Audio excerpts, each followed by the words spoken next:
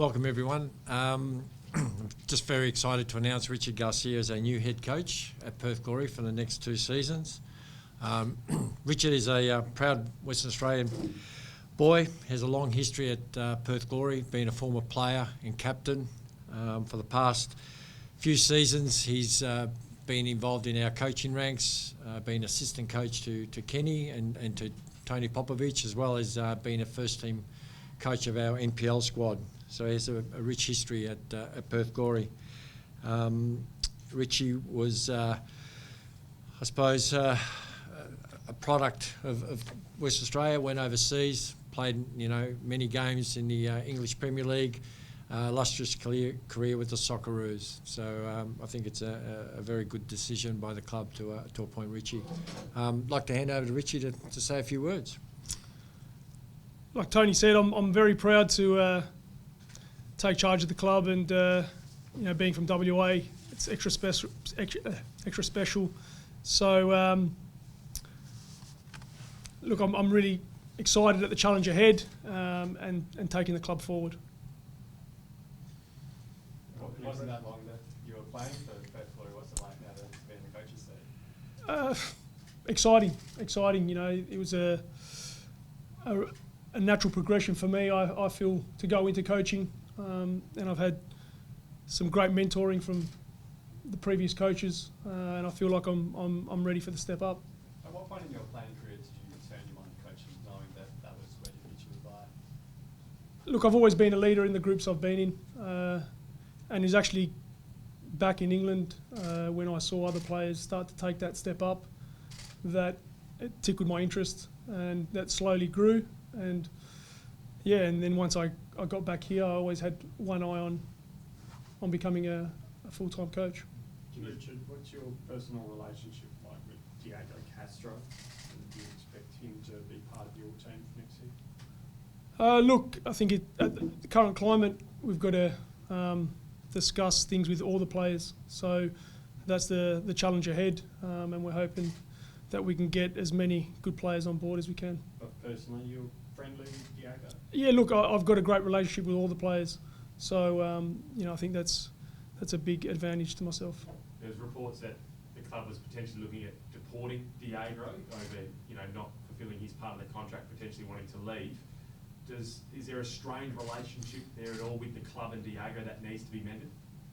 Look, Can I refute that? I mean, I saw that come out, and when a journalist makes writes an article and doesn't ask the club, unlike Nick had the correctness to call me and ask me about it. So with Diego's, his visa expired over the period he wasn't playing with the club. So in actual fact, we had to reapply for his visa, and which we did. And now it's in the process. We have to do some checks, some police checks, etc. Just normal process that you do for a sporting visa. That's getting done. So no time that the club was going to deport. We don't have the authority to deport anyone. That's the Department of Foreign Affairs and Trade. But no, so we're in the process of doing his visa. He's got a bridging visa. Him and his family are here in Subiaco. So there's no talk of deportation, etc. So no issues at all with Diego. You'd love to have him on the books for next year, running out there under your guidance? Of course, who wouldn't want to have Diego Castro in their team? Fantastic player, and has done very well for the club. In terms of the process of you becoming the coach, has obviously happened pretty quickly with Papa now gone and so forth, but take us through the process. The club approached you approached the club. How did it work out? Look, I got approached by the club, and for me, it was an opportunity that I was dying to jump at. So very pleased to be sitting here today. Heartbreak, I guess, in the last 2 seasons. There was the final, and then obviously bundled out in finals this year. But what do you need to do to get Glory to that next level? To be fair, we need to start at the basics again and rebuild the squad. So, I think the biggest thing at the moment is trying to get the players over the line and make sure we've got the players contracted for next season. How hard is that when you don't have a start date, when you don't have a cap or everything? Look, they're all the challenges that we've got to face, and the club are working hard and I suppose the league are working hard to try and get those things in order, and I'm sure that'll be resolved shortly. In terms of what this club means to you, you captain it, now you coached it, you've played here a long time. What does Perth Glory mean to Richard Garcia?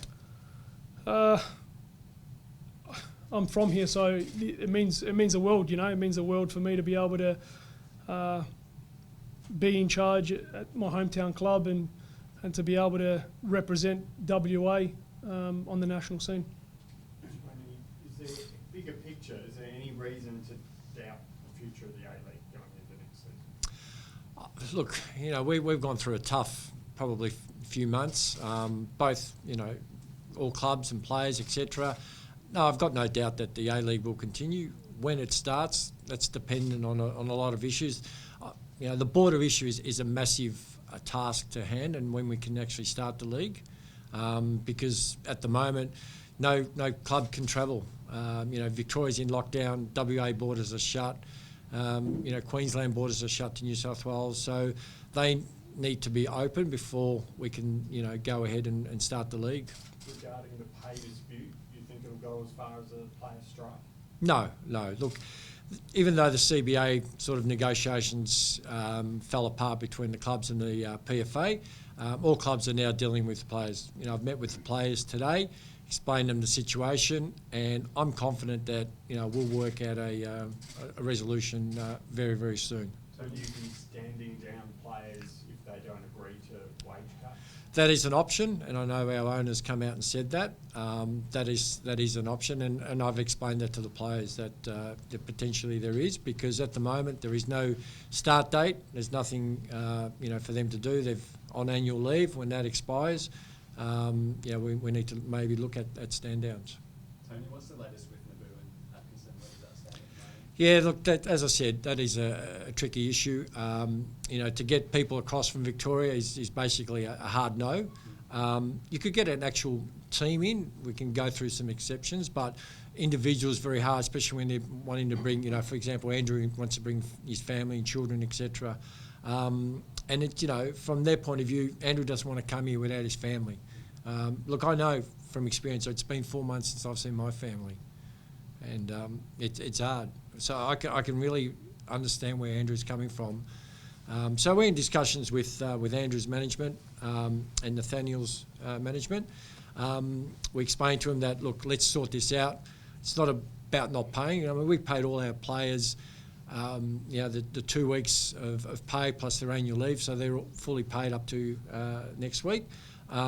Let's sort it out. But, you know, of course, there's going to be people out in the, you know, out there that want to sort of, you know, throw, you know, stones at clubs and management and so forth. But, you know, we want to make sure that, you know, we do everything right for everyone. So just to clarify, those two players have been paid those 2 weeks? No, because I've told them that, you know, let's sort this out, because it's no use me paying them and then trying to, you know, they're not coming here, etc. So we've been upfront with them, their management per se. What do you think the chances are of them playing for Perth Glory next season? Yeah, it's going to be hard. It's going to be hard to get them across in a time frame that we need at the moment. So, you know, I've been dealing with the WA police who control the borders and seeing what we can do. I mean, you know, for them to come here, they have to spend 2 weeks in a hotel at the moment. And it's difficult getting people who aren't WA resident back. And our Premier's been on record to say that, you know, he's going to tighten even more the restrictions. So, yeah, it is difficult, and I understand, you know, from their point of view as well. They want to, you know what's happening. So we can't sit this out for, you know, 6-8 weeks, etc. So we'll come to a solution, and, you know, if it means that Andrew and Nathaniel don't come, then so be it. We move on. Richard, what's it like for you? It should be a happy announcement, but with all this sort of going on in the background? Look, it's still a happy announcement. I think they're just challenges that we have to overcome, and I'm confident that we can overcome them and then look forward to the football ahead. Who do you lean on for guidance or, I guess, advice? Obviously, it's pretty much, you know, undisclosed times, really. We've never seen stuff like this going on before. And a first-year coach, how do you get through it? How do you deal with it? Look, I've been in the game a long time. I've been playing in leagues that have had a lot of other issues like this. So, I mean, I don't think that these issues can't be overcame. So, look, for me, I've got that sense of experience through my playing career, so that helps me now. Do you expect expect Papa's sons to stay, Christian and Gabriel? That's a question for Tony. No, I don't think so. Okay. Are they going over to Greece? I don't know. They're still here. Gabriel's still at school. Christian's here at the moment. So I'm not sure where they're headed. I mean, potentially probably go back to Sydney and then they'll maybe reunite as a family. I'm not sure. A couple of weeks ago, you mentioned the number 15 contracted players. Where does it stand now with a few changes? Yeah, look, if you take, say we, at the moment it's still 15, but if you do lose Andrew and Nathaniel, it probably goes down to 13. There's other players at the moment that we're talking to about next year. With all this COVID, there's a lot of players that want to come home back to Perth that we're talking to. There's a lot of players that play for Perth Glory and may want to go home. So it's going to be a bit of change over the next few weeks. And Richard, just in terms of what you do from this point on, are there any practice games? What does training look like, things like that, with such limited numbers? Look, the players are on break now, and then as soon as we can resolve the issues, try get them back on the training pitch as soon as possible. Richard, in terms of your backroom staff, will you keep Hayden Fox on, or will you bring in your own assistants? Look, we're in discussions at the moment with that, and that will be announced at a later date. Tony, what's the go with the Asian Champions League? Is that off the table, on the table? Yeah, so the West are playing at the moment. They're playing in Middle East there. So with the East, they've given us now dates of mid-November to mid-December, but no fixturing. We don't know where the venue is. They've asked for expressions of interest. Look, the issue for us as a country is it's very hard to get out of the country, yet alone coming back, with the limited number of international passengers allowed back. And we'd be like an international passenger. So, yeah, there's a lot of regulations that we need to sort of, work through. But at the moment, there are those proposed dates tentatively, but we don't know 100%. And it's getting to a point where, decisions have to be made so we can, focus on what we need to do. Will there be a point where you withdraw from the Champions League, especially if it starts pushing into the next A-League season and it becomes untenable? Yeah, you don't want to, but it's going to come to a point. How do we do this? From a logistics point of view, we come back, from a overseas destination. We're going to spend 2 weeks in hotel quarantine at our cost. 30 people. It gets very expensive. But look, we'll wait and see what FFA and the AFC decide, and then we can make decisions going forward. Tony, just in terms of Glory, is there some sort of restructure behind the scenes? I heard maybe Jacob Burns' position might be slightly different. What can you tell us there? I got wind of that. Look, no, Jacob's still contracted. He's on annual leave at the moment. I mean, like any football club, there's always change. It's never a dull moment in any club. But look, at the moment, no, Jacob's still here at Perth Glory. As Director of Football, yes. Tony, a couple of weeks ago you sort of told us that you're looking to rebuild on what Tony built. Yeah. Does this signal a bit of a new direction? Not necessarily. I don't think so. I think Richard's been involved with Tony for the last couple of seasons. Understands the way Tony used to play. Sure, Richard will have his own style. Want to make his own mark like any coach would.